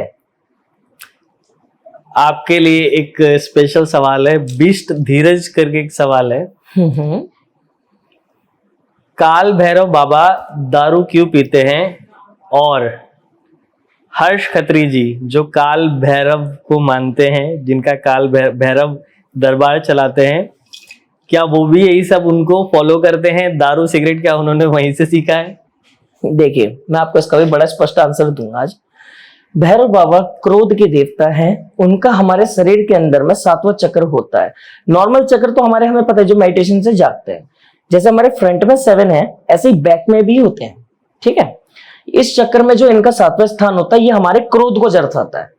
क्रोध को शांत करने के लिए तांत्रिक पद्धति के अंदर मदिरा का इस्तेमाल करा गया था, जिसकी वजह से भैरव बाबा के गुस्से को शांत करके अपना कार्य निकाला जाए। तो यहां से जो परिणति चली थी बाबा की, वो कष्टों को हरने के लिए और चीजों को खत्म करने के लिए थी। ठीक है, लेकिन लोगों ने क्या जोड़ दिया, भैरव बाबा शराब से ही चलते हैं, जबकि ऐसा कुछ नहीं है कि वो शराब से ही चलते हैं। शराब जस्ट कि उनका क्रोध शांत रहता है, क्योंकि वो गुस्से इतने हैं कि भैया तुमने लौंग रख दी, नहीं रखी, मान लो लौंग सीधी की जगह थोड़ी टेढ़ी हो गई, उसका क्रोध बरस जाएगा। तो उस चीज से बचने के लिए मदिरा का इस्तेमाल है। और दूसरा, हर्ष खत्री सिगरेट पीता है। सीधी बात ये है इसकी, मैं पहले नाइट शिफ्ट करता था, दैट्स द रीजन कि वो रात में जगाने की काम आती थी। और रही बात अल्कोहल की, मैं अल्कोहल नहीं लेता, मैं वाइन पीता हूँ बस। ठीक है। और उसका लेना देना मेरी अलग मेथोलॉजी से। अगला इन्हीं का एक सवाल है सिमिलर।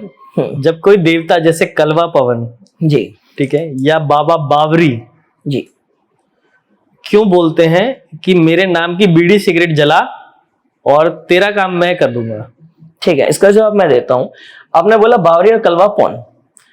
पवन का अर्थात क्या हो गया? पवन। पवन का मतलब क्या होता है हमारे हिंदी जो होती है वोकैबुलरी में? पवन मतलब वायु, जो वायु में काम करे। अब बाबा ने ये नहीं बोला कि सिगरेट जलाओ, ये आजकल का मैं थोड़ा सा हो गया। एक्चुअली में इसमें यूज करा जाता था हुक्का, देसी हुक्का, जिसमें आप देखिए इसमें कोयले डलते हैं या फिर उपला डलता है। हुक्का से बड़ा कुछ नहीं होता, क्योंकि उसमें 3 तत्व हमेशा मिलके चलते हैं। ठीक है, जल, वायु, अग्नि। जहां ये 3 चीज खड़ी हो जाए वहां कुछ नहीं होता। केसरमल बावरी का पूरा नाम केसरमल बावरी पौन है। ठीक है, सबल सिंह बाबा का पूरा नाम शेर सिंह राणा है, दूसरी भाषा में हम उसे सबल सिंह बावरी पौन कहते हैं। ऐसे बाबा अमर सिंह पौन भी है, ऐसे कलवा पौन भी है, ऐसे मनकवीर पौन भी है, हर किसी जगह पौन लग गया। तो वो अर्थात उनका ताल्लुकात वायु से है। वायु के अंदर में जब धुआं मिक्स होता है तो उनका जो कार्य करने की ताकत होती है वो वायु की स्पीड से हो जाती है। अब सामने वाले को ये बोलते हैं बाबा केसरमल एक काम कर, तू मेरी बीड़ी सिगरेट मत जला, मेरा हुक्का लगा दे। तो बंदा पहले मार्केट जाएगा, हुक्का लाएगा, खरीदेगा, लगाएगा, काम हो ना हो। सिगरेट क्या 10 रुपए की इलाई, बाबा ने चल सिगरेट के बल 10 रुपए तो जाएंगे। तो बाबा भी तो इस चीज को समझता है ना कि अगर उनकी आस्था पे विश्वास बनाए रखना है तो कोई काम दो, छोटी चीज में बड़ा चीज करके दिखाओ। अंशुमन टेक का एक सवाल है, दैत्यवीर कौन होते हैं? दैत्यवीर। दैत्यवीर ये वो वीर हैं जिनके बारे में ना जाना जाए तो अच्छा है, फिर भी मैं इसका एक छोटा सा ब्रीफ देना चाहता हूं। ये वीर 52 वीरों में नहीं आते। दैत्यवीर 17 तरीके के वो उग्र वीर हैं जिसको इस्तेमाल करने वाले लोग, आपने कहानियां सुनी होंगी कि ढाके बंगाल के अंदर में किसी इंसान का जानवर बना दिया गया, उस वीर के अधिपति को दैत्यवीर कहा जाता है, जो 17 प्रकार के हैं। और इनमें से एक एग्जांपल मैं दे सकता हूं, उसका नाम है भैंसासुर। वो भी दैत्यवीर में ही आता है और बहुत प्रचंड शक्ति है। कुछ लोगों पे माता की शक्ति आती है, ठीक है, और फिर वो अपना सिर हिलाने लगते हैं। ठीक है, तो क्या ये सिर हिलाने वाली प्रक्रिया सिर्फ माता या किसी देवता के आने की शक्ति में ही होता है?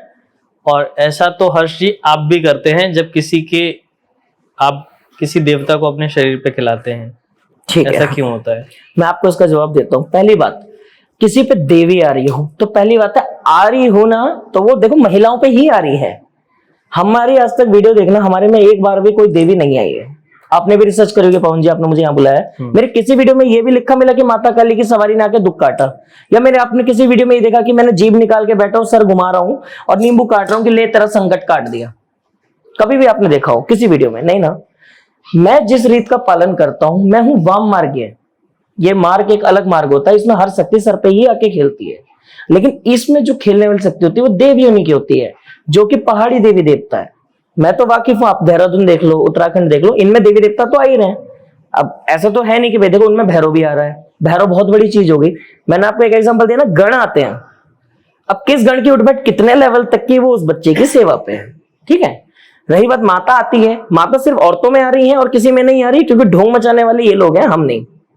हम तो हर चीज को एक लॉजिकल आंसर लेके चलते हैं। उनके पास पूछ लो तो सीधा बोलते कि मुझे ललकार रहा है आज, है मेरे से बड़ा हो गया आज तू। मेरे कितने एग्जांपल है। विवेक पाठक का एक सवाल है, कुछ लोग पितरों की पूजा करते हैं जी, घर या खेत में स्थान दे करके, ठीक है, और कुछ लोग धाम वाले पितरों की मुक्ति कराते हैं। तो पितरों को पूजना चाहिए या सीधा मुक्ति करानी चाहिए, क्या सही है? देखो एक सीधी बात तो ये है, ये जो धाम मुक्ति कराने वाला है ये एक ही बंदा है, वो है मनु भैया।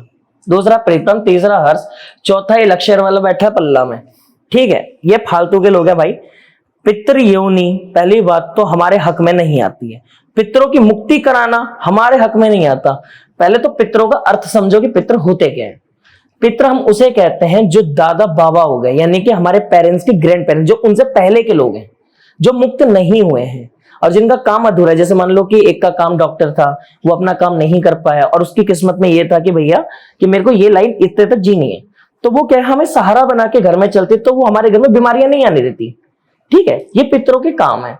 अब बहुत से पितर जो होते हैं नाराज हो जाते हैं, पितर की मुक्ति तुम कैसे करा दोगे? अगर मैं ये कह रहा हूँ, नॉर्मल सी बात है, आपको पवन जी, आपके फादर अगर जिंदा है, ठीक है, तो क्या आप गंगा पे जाके अपने पापा का पिंडदान कर दोगे क्या, कि पितृ शांति हो रही है? या आप किसी धाम में जाके मेरे पितृ शांत कर दो? अरे तुम्हारा अधिकार क्या है उनपे? वो अधिकार तुम्हारे पेरेंट्स का है, तुम्हारा नहीं है। क्यों? बिकॉज कि तुम्हारे पेरेंट्स जीवित हैं। मृत्यु तो बात अलग है, उसमें भी मुक्ति अगर कराना आसान होता तो 84 लाख योनि मजे लेने के लिए नहीं बनाई हुई होती, ठीक है।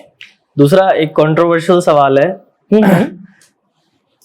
आपके कोई गुरु हैं वरुण जी, ठीक है, किसी ने कमेंट में लिखा या आपके लिए सवाल मान लो कि उन्होंने आपको दीक्षा कराई लेकिन आप उन्हें अपना गुरु नहीं मानते, ऐसा क्यों और क्या ये सच है? देखिए सच बात ऐसी है, मेरे जो गुरुजी थे, मैंने आपको पिछले पॉडकास्ट में बताया कि वो एक्सपायर हो गए थे। मैं इस लाइन से दूर जाना चाहता था, लेकिन हालातों ने मुझे इस लाइन में लाके खड़ा करा। यहां से मुझे वरुण गुरुजी का पता चला बिकॉज कि वो कजन में लग गए थे। मैं उनके पास जब गया था तो मैं ये नहीं बोल के गया था कि मेरे को आप दीक्षा दो या फिर आप मुझे लर्न कराओ। मैंने उनको ये बोला कि एक गुरु का हाथ होना एक चेले पर जरूरी है। एक तो चलो समाप्त हो गए, वो तो महाराज बन गए, अब एक जिंदा गुरु भी तो चाहिए। कल को कोई संकट आया तो मुझे हेल्प तो चाहिए होगी। अगर मैं वरुण गुरु जी को अपना गुरु नहीं मानता तो आप मेरी वीडियो उठाइएगा देवता का, उसमें आखिरी लाइन क्या बोलती है, बोल मेरे वरुण गुरु की सदाई जय जयकार है, बोल मेरे दात समय गुरु की सदाई जय जयकार है। तो मैं कैसे बोल दूं कि भैया मैं अपना गुरु नहीं मानता? मैं ये पार्ट भी स्किप करूंगा फिर तो। और ये तो वीडियो में 2 साल से डल रही है। और वरुण गुरु जी का तो मुझे गए हुए अभी मान लीजिए, आप ये नहीं मानेंगे, अभी उनका बर्थडे था, इन्विटेशन आया था, मैं काम में फंसा, मैंने गुरु जी से सॉरी बोला कि मैं नहीं आ पाऊंगा। गुरु जी ने ये था कि तू तो आ नहीं रहा, तू तो अपने आप में बहुत बड़ा बन रहा है या फिर ये सब है। मेरा गुरु मेरे को अंडरस्टैंड करता है, वो मेरी पर्सनल चीज है, वो थोड़ी मैं आप हर चीज आगे आगे गुरु जी के पैरों में लेट के फोटो डालू कि हाँ मैं हूँ। तो भाई जिसने भी ये सवाल पूछा था तुम्हारा जवाब मिल गया है, मैंने बिल्कुल सटीक सवाल पूछ लिया वरुण गुरु जी के बारे में। दूसरा एक आपके ऊपर इल्जाम लगाया कि आपने कर्ण पिशाचनी रखी हुई है सच सुनने के लिए। ऐसा कुछ नहीं है यार। अगर लिटरली मेरे पास कर्ण पिशाचनी होती तो मैं बैठ के दरबार नहीं स्टॉक मार्केट में होता, अप डाउन कर रहा होता और करोड़ों रुपए कमा रहा होता। मुझे किसी की नीड नहीं थी। मेरे काम करने का तरीका तुम लोग इसलिए ऐसा बोलते हो क्योंकि मैं पीढ़ियों तक की सटीक भुजा बता देता हूँ। उसकी वजह यह है मेरे डीप मेडिटेशन और दूसरा है मेरा उन्मत्त भैरव। जब तक ये मेरे साथ में, मैं कह रहा हूं आपकी पीढ़ी में 16 पीढ़ी पुरानी दिक्कत होगी तो भी हर्ष खत्री बता पाएगा, उसके लिए उसे पिशाचने की जरूरत नहीं। एक कोबरा कंस्ट्रक्शन का सवाल है, आपके पास कौन सी शक्ति है और आप किस लेवल का तंत्र सॉल्व कर देते हो और क्या आपको देवी देवता दिखते हैं? मेरा देखो भाई, मैं तंत्र तो बेसिक लेवल का भी ठीक कर नहीं सकता। मजाक से हट के बात यह है, तंत्र को ठीक करने के लिए जरूरत ये नहीं कि अपने हमारा एडवांस लेवल कितना है इस वक्त, ठीक है। तंत्र ठीक तब होता है जब मेरी एक एक्टिविटी यानी कि मेरी जो सोल है सामने वाले की सोल से कनेक्ट कर सके, ठीक है, जो मेरी ऊर्जा कहलाएगी। दूसरी चीज ये है कि मेरे को देवी देवता दिखाई देते हैं या नहीं, जिसे दिखाई देते होंगे वो इसका जवाब देगा ही नहीं। मैं फिर भी आपको जवाब दे देता हूं। मैंने भैरव बाबा की 1.25 महीने की सेवा करी थी, उस बीच में मैंने भैरव बाबा के दर्शन प्राप्त करे थे। अब इससे आप अनुमान लगा लीजिए कि मेरी पहली साधना सफल थी। एक कैन गिव यू करके कोई बंदा है, इट कैन गिव यू, जी। नाम थोड़ा अजीब है, मैं लेना नहीं चाहता। क्या ऐसा कोई तंत्र साधना है जिससे हमको अनमोल जड़ी बूटी के बारे में पता चले, जिससे कि हम किसी को कोई बीमारी का इलाज कर सके? सबसे ज्यादा क्वेश्चन में इसी बंदे ने काम की चीज पूछी है, बिल्कुल है, बाबा मोमदावीर। एक ऐसा देवता, एक ऐसी जगह का पावरफुल देवता, हर तरीके की जड़ी बूटी का ज्ञाता। अगर इसकी सवारी, इसका अन्यथा मंत्र अगर आपको आता है तो आप हर तरीके की जड़ी बूटी की पहचान कर सकते हो। डीप से डीप मेडिटेशन, मान लीजिए कि आप घूमने के लिए नेपाल गए, आपके पास मोमदावीर बाबा हैं, तो मोमदावीर बाबा क्या करेंगे, आपको स्वप्न में ये दिखा देंगे कि इस मंदिर के पीछे ये जड़ी मिलती है और ये फलानी जड़ी किस तरीके की बीमारी काट सकती है। तो हाँ, बाबा मोमदावीर से बड़ा कोई नहीं आयुर्वेद का डॉक्टर। हिंदुओं को पीर क्यों नहीं पूजना चाहिए? देसी बंदे का सवाल है कि हिंदुओं को पीर क्यों नहीं पूजना चाहिए। सीधी बात तो ये देखो, मैं कोई इसमें जाति धर्म वाली बात आ जाती है। अब पीर का पहले तो मतलब ही समझो, पीर का मतलब होता है बहुत पाक शाक आत्मा, ठीक है। अब मैं आपको कई ऐसे पीरों का एग्जांपल दे दूंगा जो जीते जी जिन्होंने हिंदू बहन बेटियों का बलात्कार करा है, ठीक है, हिंदू बहन बेटियों के साथ गलत करा है, जाति धर्म में हम लोगों को बांटा है। ऐसे कई पीर गिनवा दूंगा, और उस पीर की दरगाह पे कोई मुस्लिम हिंदू नहीं टेक रहा है, टेक हिंदू ही रहा है। क्यों? हमारे पे देवी देवता की कमी है? नहीं ना, बात लालच की है। मैं कह रहा हूं हम लोग अभी इस वक्त इंसान इतना बिक चुका है, अगर उसको शैतान ये बोल देना मैं तेरे को रोज सोने की मोहरें दूंगा, तू एक कत्ल मार दे, तो इंसान तक गिर चुका है कि वो कर देगा। और फिर बोलती दुनिया के हालातों ने ऐसा बनाया है। हिंदू को कभी भी पीर की पूजा नहीं करनी चाहिए। हमारे पास वीर है, हमारे पास केसर मलबावरी वीर है, हमारे पे कलवा वीर है, हम पे बुलाकी वीर है, ठीक है, हम पे जहार वीर है, हम पे बहुत सारे हैं। हम क्यों जाए किसी और धर्म में? दरबार चलता है, वहां हिंदू आना चाहिए, ठीक है, हिंदू ही आ रहा है ना। कभी भी आप देखिएगा मुस्लिम इंसान भगत बन के बैठा है, मौलवी मौलाना बैठा है, या अन्य किसी कास्ट का बैठा है, तो वहां भी आपको उनकी कौम का नहीं मिलेगा, मिलेगा वहां भी आपको हिंदू ही, भले ही वहां क्रिश्चियनिटी चल रही हो। अभी एक हुआ ना, एक क्रिश्चियन अभी खुल के आया, क्या नाम था उसका, जो यीशु की कौन से कर रहे थे कि बोलने लगी वाला जो मीम वायरल हुआ था, क्या निकला उसका? रेपिस्ट निकला। कोई हाहाकार, कुछ बहुत बड़ा ड्रामा हुआ। अब यही काम एक हिंदू का निकल गया होता ना, तो पूरा देश में ये बोल देते हैं कि देख लो सनातन धर्म कितना बदनाम है। ये सारा एजेंडा सिर्फ हमारी जात को नीचा दिखाने के लिए है। एक व्यक्तिगत सवाल है, इसके बाद मैं अपना एक सवाल पूछूंगा। किसी ने आपके लिए एक सवाल पूछा था कि आपके हाथों पे कौन कौन से टैटू हैं, भाई को जानना है। ठीक है, लोगों को जानना है कि आपके हाथ पे कौन कौन से टैटू हैं। ये सब खुलासा करने का समय आ चुका है, तो दिखाने पड़ेंगे। आप बता देंगे तो देखो, बहुत 3-4 सवाल थे सेम रिपीट के कि हर्ष भाई से पूछो कि इनके हाथ पे इतने सारे टैटू कौन कौन से हैं। ठीक है, मैं आपको बता देता हूँ। सबसे पहले मेरा ये वाला हाथ है, इस पे बने हुए हैं पिता कलवापन, ठीक है, और इस पे बनी हुई है मैया काली, ठीक है। इसके ऊपर बने हुए हैं, सीधी बात है, देखो इनका क्या नाम लेना तो बहुत बड़ा हो जाता है। इनका नाम है महाकहनी अघोरी, जिन्होंने अघोर संप्रदाय को स्थापित करा था तारा मैया की जटा के बालों को तोड़ के, जिन्होंने गुस्से में माँ तारा के बाल जटा तोड़ी थी। कभी भी आप माँ तारा की एक मूर्ति देखिएगा, उसमें बाल की एक लटा नहीं होगी, कभी भी फोटो में देखिएगा आपको कभी नहीं मिलेगी। वो लटा तोड़ने वाले अघोरी की संप्रदाय जिनसे मैं दीक्षित हूँ, ठीक है। इनका नाम है मास्टर क्लोनिक। ये एक सिगिल है जो कि क्रिश्चियन मेथोलॉजी के अंदर में काम करते हैं, जो कि एक डीमन है जो फाइनेंस और हेल्थ के लिए चलते हैं। और इस शोल्डर के ऊपर मेरे जो बने हुए हैं उनका नाम है लॉर्ड लूसीफर। हालांकि ये डीमन है बट मैं लॉर्ड ही बोलता हूँ, क्योंकि मेरे बुरे वक्त के अंदर में मैंने कई सारी चीजें देखी। देखिए, मैं इसका एग्जाम्पल एक बहुत प्यारे कविता से दे सकता हूँ। जब भगवान आपको अंधेरे में छोड़ देता है ना, तो शैतान उजाला बनकर आपके सामने आता है। वही एक मेरी कल्पना है जिसको मैंने अपने टैटू के रूप में बसाया है। इनका कोई ऐसा मेरे से तंत्र का लेना देना नहीं है, बट एक ऐसे ही फॉर्म है मेरी। थोड़ी मेंटल हेल्थ खराब है, ये मान लीजिए मेरी। क्या डीमन और लॉर्ड शक्तियों को एक साथ पूजना पॉसिबल है? बिल्कुल है पॉसिबल। आपके अंदर में डिवीजन आना चाहिए ना, ये किसकी इंपॉर्टेंस आप किस क्षेत्र में कहाँ दे रहे हो। अब ऐसे आपके साथ विधायक भी बैठा है, मंत्री भी बैठा है, क्या आप दोनों को सेम तरीके से जज कर पाओगे? जो कम विधायक कर देगा मंत्री नहीं कर पाएगा, और जो मंत्री कर देगा विधायक नहीं कर पाएगा। अब पावरफुल मंत्री हुआ ना। क्या ऐसी कोई तंत्र विद्या में ऐसी कोई शक्ति है जिससे आप लीगल केसेस वगैरह को सॉल्व कर पाओ? हाँ बिल्कुल है, एक नहीं है, बहुत सारी हैं, लेकिन जीता जागता एग्जाम्पल हमारे वाल्मीकि भाइयों के पास है, जिसका नाम है खाको मसानी। ये लीगल केसेस में यहाँ तक कि तुम खुलेआम जज के सामने उसकी बेटी मार दो, फर्क नहीं पड़ता। ठीक है, तुम खुलेआम मर्डर मार दो, नहीं फर्क पड़ता भाई, जब तक ये देवी आपके पास है आपके ऊपर में कोई भी लीगल थ्रेट नहीं आने देगी। आपके कहीं ऐसा तो नहीं आपके ऊपर इतने सारे केस है और आपने इन्हीं से सॉल्व करवाए हो? बिल्कुल जरूरत ही नहीं पड़ती, देवी को बोलने के थोड़ी करवाना होता है। देवी आपके घर में अगर आप जोत जलाते हो, देखिए मेरे पे केस लीगली वही वैलिड होगा जो वैलिड है। आपके पास अगर आप ये बोलते हो कि मेरे पे ये सबूत है, इसने ये करा, आप शो कर रहे हो दुनिया को, तो आप कोर्ट में क्यों नहीं कर पाए? स्पिरिचुअल है, चलो ठीक है, अब कोर्ट कहता है हम तंत्र मंत्र नहीं मानते, तो वहां प्रूफ तो मानोगे। तुम्हारा प्रूफ देख के भी तुम्हें जज भगा दे रहा है, तो किस भी हक पे भगा रहा है? इसलिए तो बोलते हैं जय खाको मसानी की, इसका कार्य यही है। क्या आपके पास में ऐसे कई भक्त आए हैं जो दीक्षा लेने के बाद में आपके ऊपर केस करके गए हो, एक आपको टाइटल देके गए हो कि आओ कोर्ट में मिलते हैं? हाँ हाँ, बहुत सारे हुए थे, कम से और कम। ऐसे कितने कितने केस चल रहे हैं आपके ऊपर? मैं वो भी बताऊं, कुल संख्या तो देखो मुझे याद नहीं है, ज्यादा ही है, बट मैं फिर भी बता देता हूँ। हाँ, 4 चेले थे मेरे पे ऐसे जो थे, मतलब मैं उनका नाम नहीं लूंगा, जिन्होंने बड़ा प्रयास करा मुझे घेरने की, तबाह करने की।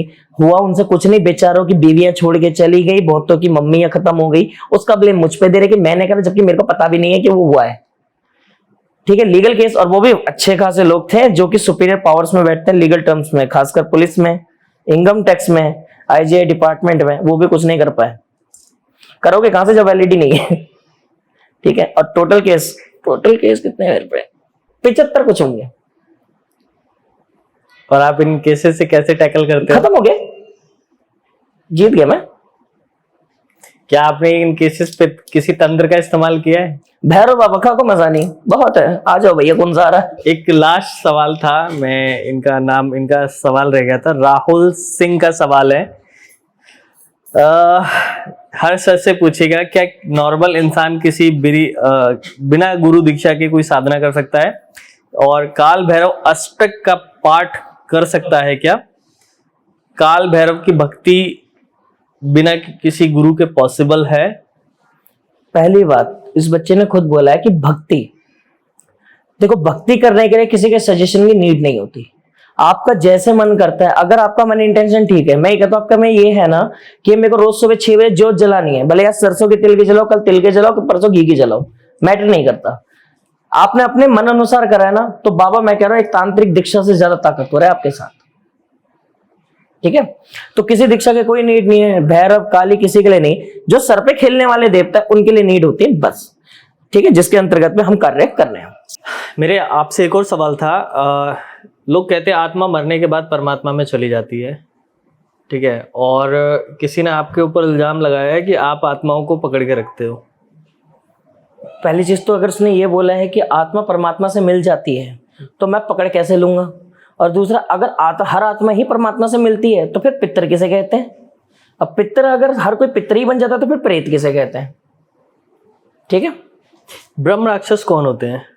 ब्रह्म राक्षस देखो उन ब्राह्मणों को कहा जाता है जिन्होंने जनेऊ धारण ना कर रखे। इसमें 2 कैटेगरी होती है, मुंजिया और ब्रह्म राक्षस। हाँ, ये बड़ा डिफिकल्ट है, किसी ने मेरे को बोला भी था आप ही से पूछने के लिए कि मुंजिया क्या होता है और ये ब्रह्म राक्षस क्या होता है, क्योंकि दोनों को लोग सेम कैटेगरी में लेते हैं। देखो मैं समझा देता हूँ, ये एक ही योनि की ही शक्ति है, उच्च कोटि की इतर योनि है ये। ठीक है, इसमें क्या होता है, जो आपका जैसे मुंजिया होता है, ये वो ब्राह्मण होते हैं जो छोटी उम्र, जैसे जो 8 साल 9 साल से नीचे मर जाते हैं, होते ये ब्राह्मण पंडित कास्ट के ही हैं, जिनके गले में जनेऊ ही नहीं होती और वो अकाल मृत्यु मर जाए, और वो अकाल मृत्यु जिसमें उनके सर पे चोट लग के उनकी मृत्यु हुई हो, ये मुंजिया कहलाते हैं। ब्रह्म राक्षस उन्हें कहते हैं, जैसे अब मैं शास्त्रों का जाप करता हूं, मैं आपके घर में पूजा पाठ हवन कुंड कुछ भी कर रहा हूं आके, ठीक है, और एक तरफ मैं गलत कर्म कर रहा हूं, जैसे मान लीजिए लड़कीबाजी या फिर कोई ऐसा जिससे किसी का अनित हुआ हो, मन की ठेस पड़ी हो, तो मैं मरने के बाद में ब्रह्म राक्षस योनि में चला जाऊंगा।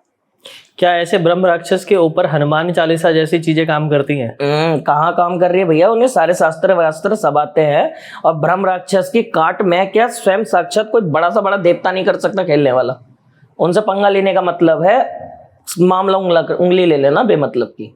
तो हनुमान चालीसा वगैरह ये लोग कैसे पढ़ लेते हैं ब्रह्म राक्षस? ये इसलिए पढ़ लेते हैं, मैंने आपको बताया ना, ब्रह्म मतलब हो गया ब्राह्मण। ठीक है, क्या ब्राह्मण ही ब्रह्म राक्षस बनेगा? हाँ, सिर्फ ये ही बनेंगे। यही योनि है। ब्रह्मदेव अलग हो गए, अब इसमें ब्रह्मदेव भी आते हैं, ब्रह्म दैत्य भी आते हैं, ब्रह्म पिशाच भी आते हैं, बट इनमें जो सबसे सुपीरियर शक्ति होती है वो ब्रह्म राक्षस ही होते हैं। ऐसे लोग जो तंत्र ब्राह्मण से आते हैं, जिनकी शक्तियां ऐसी कि उनके गलत करने के बाद भी उनकी शक्तियां रन कर रही हैं। जैसे मान लीजिए मैंने किसी का अनित कर दिया, किसी बहन बेटी के साथ गलत कर दिया, एक तरफ मैंने एक परिवार का इलाज भी कर दिया, उसको ठीक भी कर दिया, तो कल को मेरी अगर मृत्यु हुई तो मैं ब्रह्म राक्षस बनूंगा, जिसे शस्त्र अस्त्र दोनों का ज्ञान है।